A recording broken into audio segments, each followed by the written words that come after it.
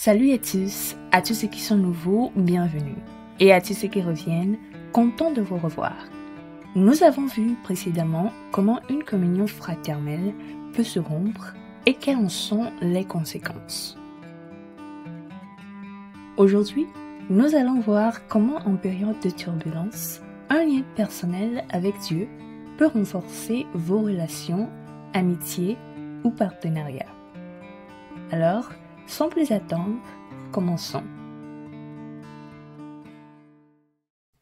Dans la Bible, il est dit qu'au temps d'Hérode, roi de Judée, l'ange Gabriel fut envoyé par Dieu dans une ville de Galilée appelée Nazareth, auprès d'une vierge fiancée à un homme de la maison de David, nommé Joseph. Le nom de la vierge était Marie. L'ange entra chez elle et dit: « Je te salue, toi à qui une grâce a été faite. Le Seigneur est avec toi. » Troublée par cette parole, Marie se demandait ce que pouvait signifier une telle salutation. L'ange lui dit: « Ne crains point, Marie, car tu as trouvé grâce devant Dieu. Et voici, tu deviendras enceinte et tu enfanteras un fils et tu lui donneras le nom de Jésus. Il sera grand et sera appelé Fils du Très-Haut. Et le Seigneur Dieu lui donnera le trône de David, son père. Il régnera sur la maison de Jacob éternellement, et son règne n'aura point de fin. » Marie dit à l'ange: « Comment cela se ferait-il, puisque je ne connais point d'homme ?»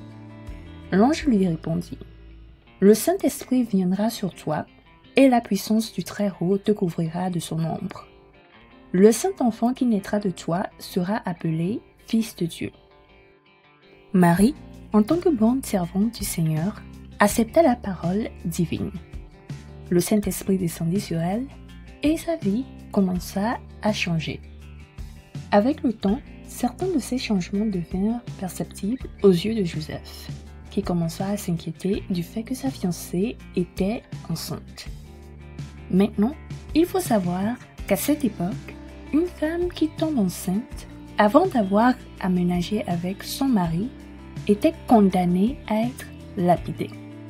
Et donc, vous pouvez imaginer le dilemme auquel Joseph faisait face. Allait-il la confronter? Allait-il provoquer un scandale? Ou allait-il s'enfuir? Eh bien, pour savoir, lisons dans le livre de Matthieu, le premier chapitre, du 19e au 21e verset, qui dit: « Joseph, son époux, qui était un homme de bien et qui ne voulait pas la diffamer, se proposa de rompre secrètement avec elle. Comme il y pensait, voici, un ange du Seigneur lui apparut en songe et dit: « Joseph, fils de David, ne crains pas de prendre avec toi Marie, ta femme, car l'enfant qu'elle a conçu vient du Saint-Esprit. Elle enfantera un fils et tu lui donneras le nom de Jésus. C'est lui qui sauvera son peuple de ses péchés. » Amen. Ici, la Bible nous dit que Joseph ne voulait pas honner Marie, mais plutôt rompre secrètement avec elle. Et ça, c'est parce qu'il tenait beaucoup à Marie et à leur relation. Sachant que Joseph était un homme bon et que la situation était très complexe, Dieu jugea nécessaire de lui apporter des éclaircissements. C'est pourquoi il envoya le même ange qui avait parlé à Marie afin de tout lui expliquer exactement comme il avait parlé à Marie. Et après avoir reçu cette révélation divine, Joseph sut quelle était la bonne décision à prendre. Montrant comment la communion avec Dieu peut contribuer à préserver et à fortifier vos relations avec les autres, surtout en période d'incertitude et de troubles.